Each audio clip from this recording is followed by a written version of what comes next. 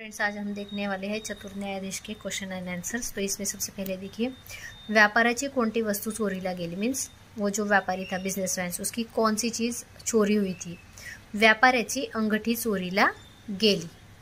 Next, न्यायाधीशांनी नोकरांना काय दिले। न्यायाधीश मीन्स उन्होंने क्या दिया था।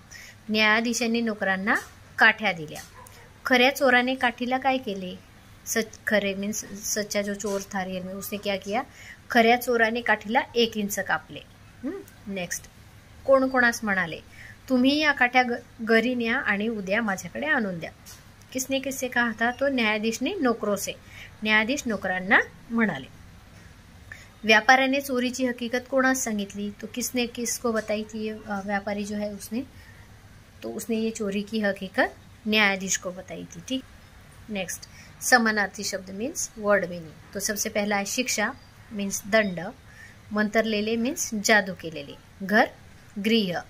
नेक्स्ट है अपोजिट वर्ड, खरी मीन्स रियल, खोटी मीन्स झूठी, कमी कम, जास्त ज़्यादा, लांब मीन्स दूर, जवळ मीन्स पास, नौकर मालक, ये तो सेम है। उसके बाद यहाँ पे शब्द शुद्ध करून लिहा, आपको वो करेक्ट करके ग्रामेटिकली करेक्ट करके लिखने हैं। शुद्ध मीन्स अंगठी नहीं होता है, अंगठी होता है।